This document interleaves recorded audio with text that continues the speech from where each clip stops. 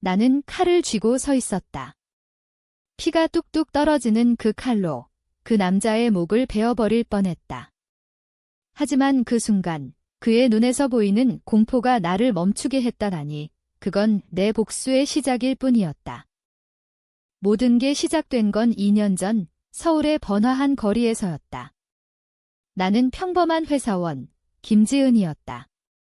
28살, 부모님 없이 홀로 살아가며 매일 출퇴근하는 삶. 그날 민준이를 만났다. 그는 카페에서 우연히 부딪힌 남자였다. 미안하다며 웃는 그의 미소가 내 인생을 바꿔놓을 줄 누가 알았을까? 그는 대기업 임원의 아들, 잘생기고 매너 좋고 나 같은 여자를 선택한 게 기적처럼 느껴졌다. 우리는 빠르게 가까워졌다. 데이트할 때마다 그는 나를 공주처럼 대했다. 지은아, 너는 내 인생의 빛이야. 그런 말들이 내 가슴을 녹였다. 하지만 사랑은 맹목적이었다. 민준이는 나에게 모든 걸 다 주겠다고 약속했다. 결혼 이야기까지 나왔다. 곧 부모님께 소개할게. 우리 미래를 함께 만들자. 나는 믿었다. 그런데 이상한 점이 하나둘 보이기 시작했다. 그의 전화가 자주 꺼져 있고 밤늦게 돌아오는 날이 많아졌다. 회사 일이야. 그는 항상 그렇게 둘러댔다. 나는 의심했지만 사랑 때문에 눈 감았다. 그날 민준이가 전화했다. 지은아, 오늘 저녁에 특별한 데 갈 거야. 예쁘게 차려입고 와에. 나는 설레었다. 드디어 프로포즈인가? 화장하고 가장 예쁜 원피스를 입고 나섰다. 택시를 타고 그가 보낸 주소로 갔다. 도착한 곳은 고급 호텔. 로비에서 민준이가 기다리고 있었다. 그는 나를 보더니 웃었다. 완벽해. 따라와. 우리는 엘리베이터를 타고 올라갔다. 문이 열리자 화려한 홀이 보였다. 꽃장식, 촛불, 그리고 사람들. 수많은 하객들이 앉아 있었다. 음악이 흘러나오고 신부 입장곡이 시작되었다. 나는 어리둥절했다. 여기. 뭐야? 민준이가 내 손을 잡고 앞으로 이끌었다. 우리 결혼식장이야, 지은아. 그 순간 세상이 무너지는 기분이었다. 나는 신부였다. 하지만 나는 아무것도 모르고 있었다. 부모님도 없는데 어떻게? 하객들 중에 낯익은 얼굴이 보였다. 민준이의 부모님, 그리고 내 먼 친척들. 어떻게 그들이 여기 있어? 민준이가 속삭였다. 놀랐지? 서프라이즈야. 내가 좋아할 줄 알았어. 하지만 그건 서프라이즈가 아니었다. 악몽의 시작이었다. 결혼식이 진행되었다. 나는 멍하니 서명하고 반지를 끼웠다. 사진을 찍고 축하를 받았다. 하지만 내 마음속엔 의문이 소용돌이쳤다. 왜 나한테 말 안 했지? 왜 이렇게 갑자기? 결혼식 후 신혼여행으로 제주도로 갔다.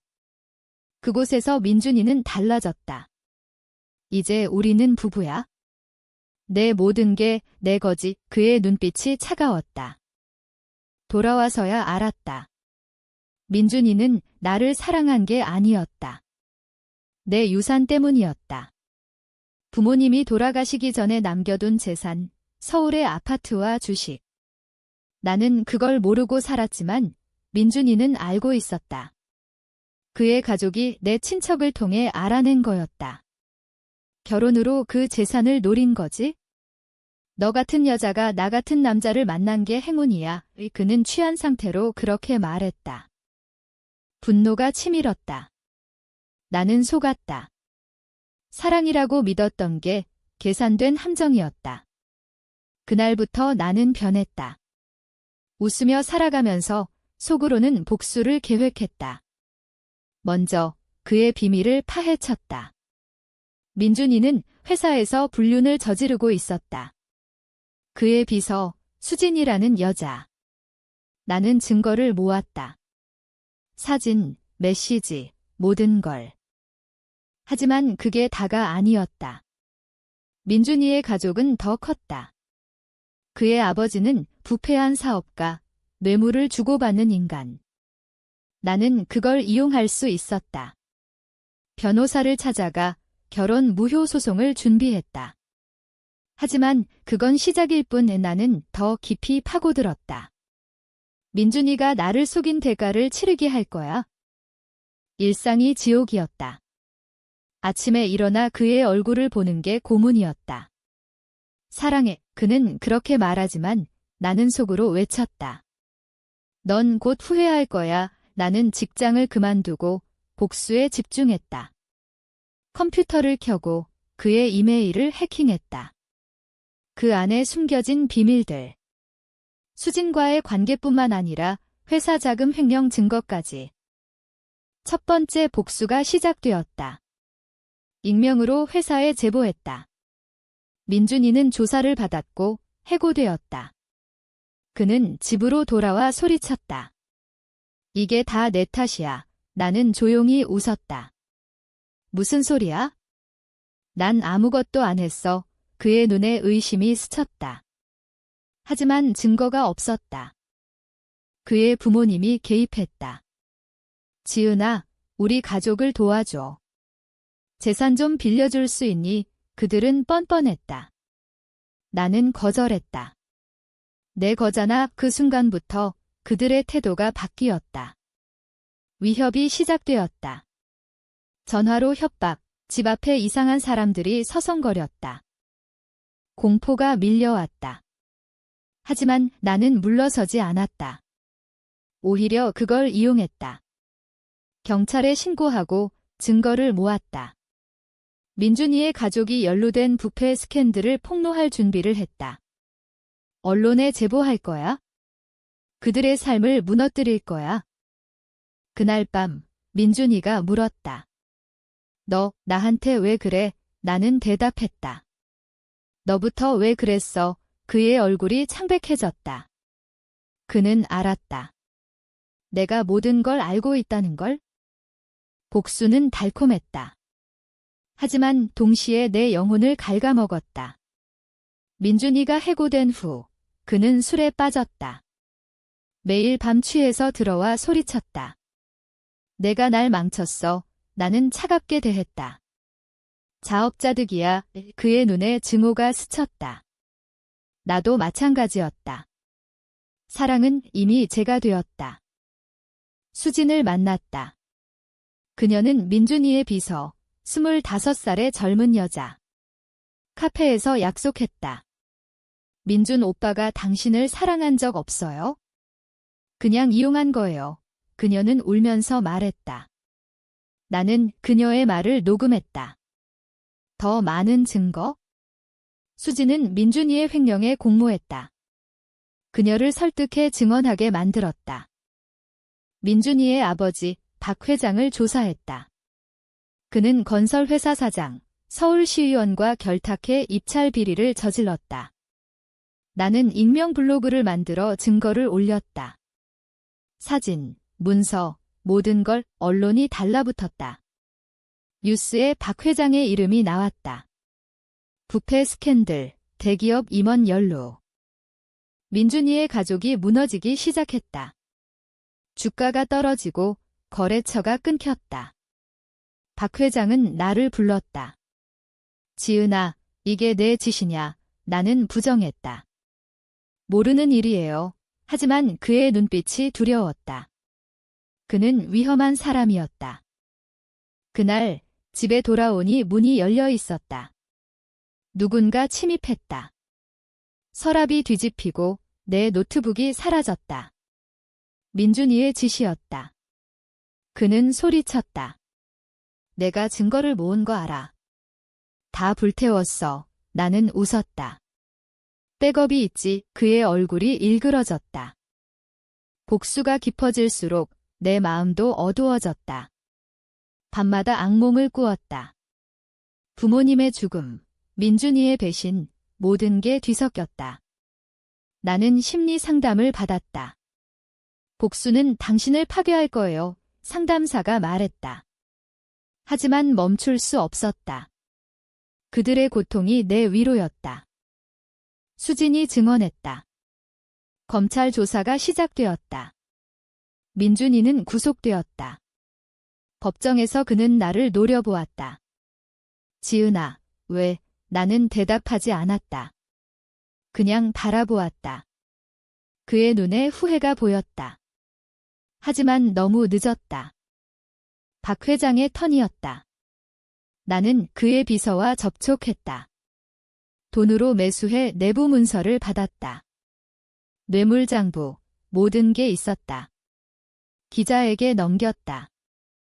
헤드라인, 박 회장, 뇌물 혐의로 구속 후 그의 아내, 민준이의 어머니가 나를 찾아왔다. 제발 그만해. 우리 가족이 망해 그녀는 울었다. 나는 말했다. 당신 아들이 내 인생을 망쳤어요. 하지만 복수는 끝나지 않았다. 민준이가 감옥에서 편지를 보냈다. 미안해. 사랑했어, 거짓말. 나는 찢어버렸다.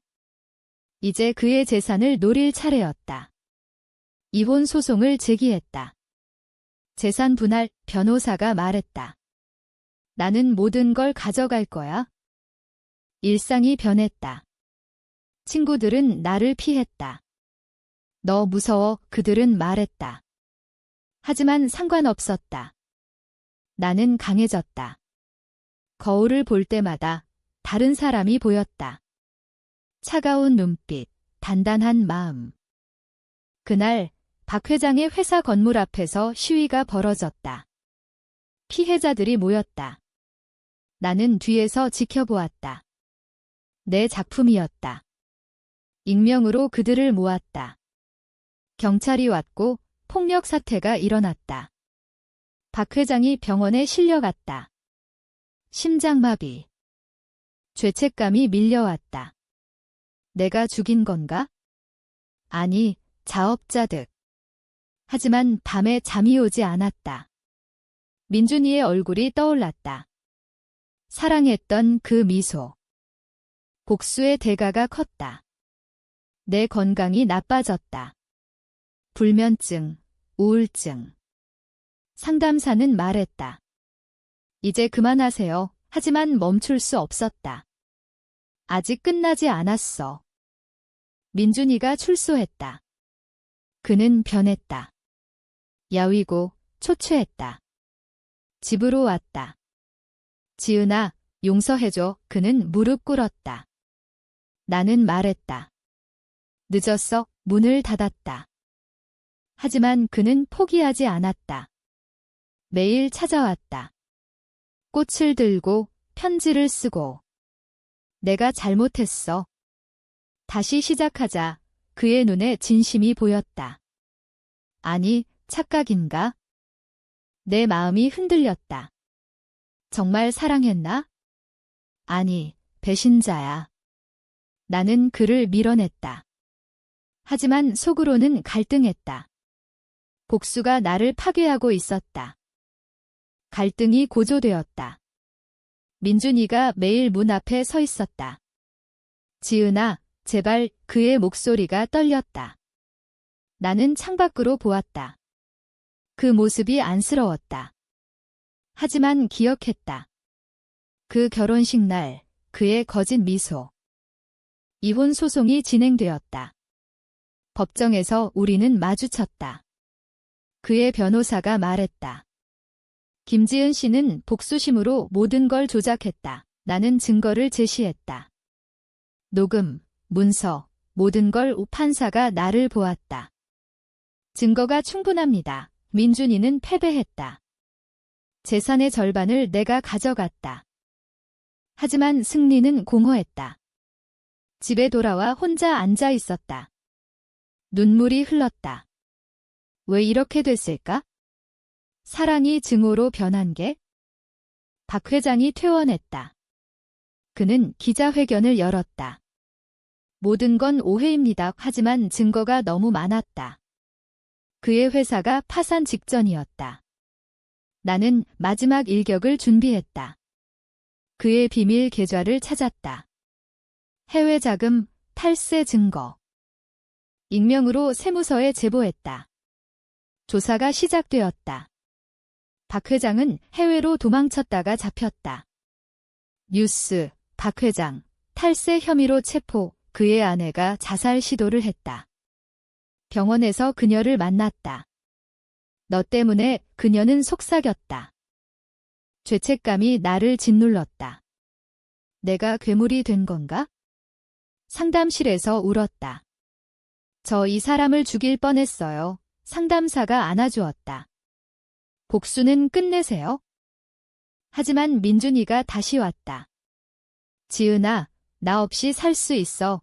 그의 눈에 절박함이 보였다. 나는 문을 열었다. 들어와. 우리는 이야기를 나눴다. 그는 울면서 고백했다. 처음엔 재산 때문이었어. 하지만 정말 사랑하게 돼서 거짓말인가? 진심인가? 내 마음이 혼란스러웠다. 그날 밤 우리는 함께 잤다. 오랜만에 따뜻함. 하지만 아침에 일어나 보니 그는 사라졌다. 테이블에 편지. 미안해. 내가 행복해지길 바래. 그는 떠났다. 분노가 다시 타올랐다. 또 속았어. 나는 그를 추적했다. 수진과 함께 있는 걸 발견했다. 그들은 호텔에서 나왔다. 사진을 찍었다. 복수가 재개되었다. 수진에게 연락했다.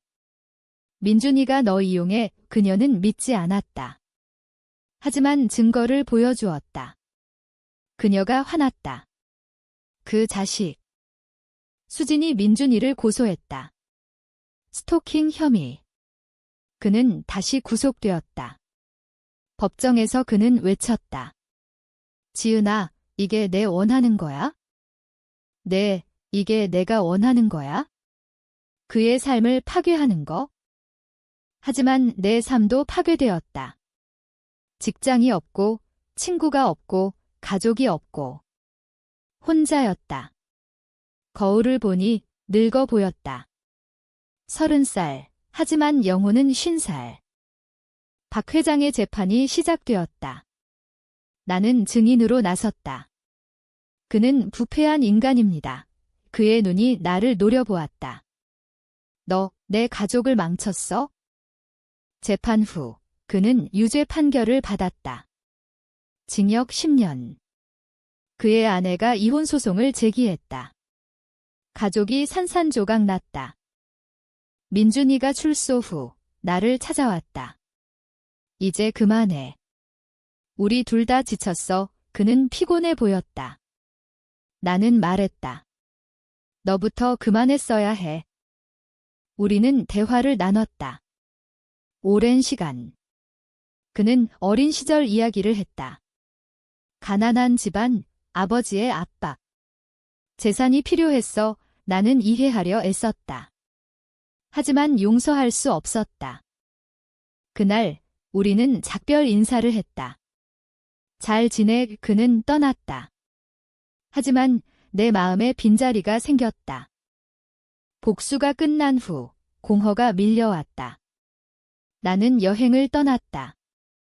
제주도로. 그곳에서 민준이와의 추억이 떠올랐다.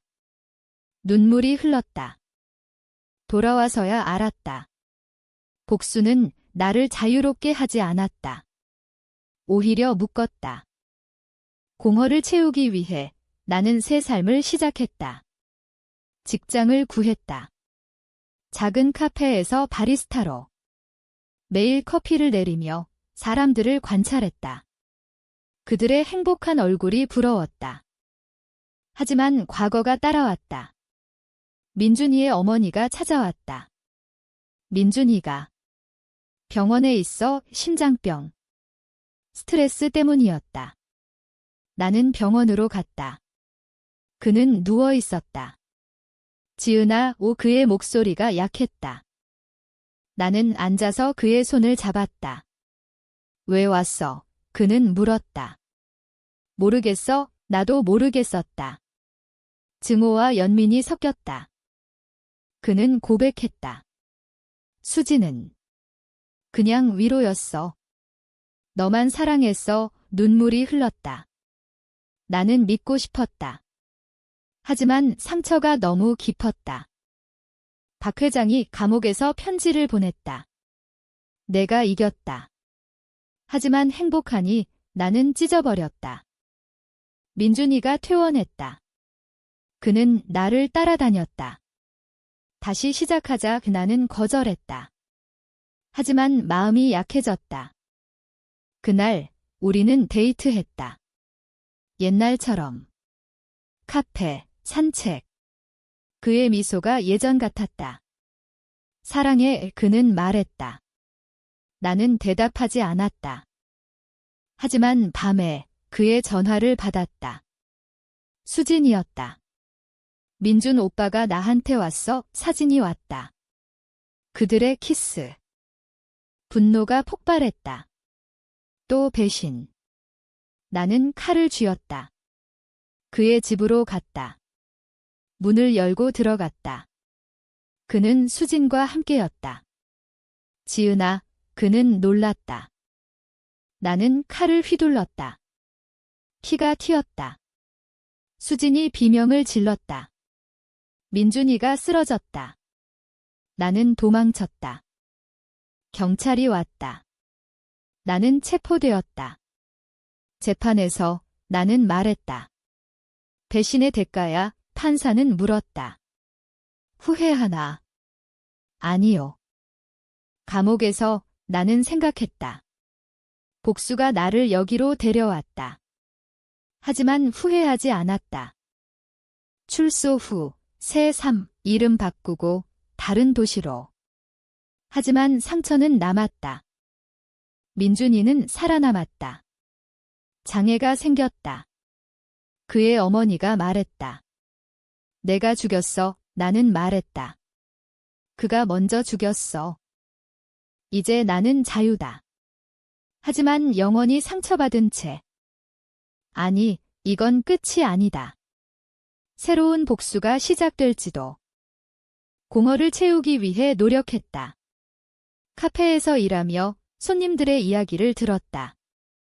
한 여자가 말했다. 사랑은 믿지 마세요. 나는 고개 끄덕였다.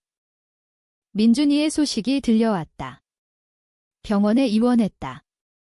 나는 망설이다 갔다. 병실에서 그는 웃었다. 왔구나. 우리는 이야기를 나눴다. 과거, 현재, 미래. 그는 회개했다. 내가 잘못했어. 나는 용서하려 했다. 하지만 수진의 전화. 배신의 증거. 분노. 칼피 체포. 재판. 감옥. 출소. 새3 하지만 그림자. 출소 후 서울을 떠났다. 부산으로 갔다. 바다를 보며 마음을 추슬렀다. 새 이름, 새 직장. 호텔에서 일했다. 하지만 과거가 쫓아왔다. 민준이가 편지를 보냈다. 용서해. 나는 답하지 않았다. 박 회장이 출소했다. 그는 복수를 다짐했다. 내게 사람을 보냈다. 위협. 나는 다시 싸웠다. 증거 모아, 고소. 전쟁이 재개되었다. 하지만 이번엔 피곤했다. 민준이가 왔다. 끝내자. 우리는 화해했다. 아니, 그냥 휴전. 하지만 배신의 상처는 영원. 내 심리가 무너졌다. 병원. 치료. 회복. 새 사랑. 아니, 혼자. 복수의 교훈. 후회. 마지막으로 나는 돌아왔다. 서울. 민준이를 만났다. 우리 끝났어. 영원한 작별. 박 가족은 몰락했다. 나는 승자.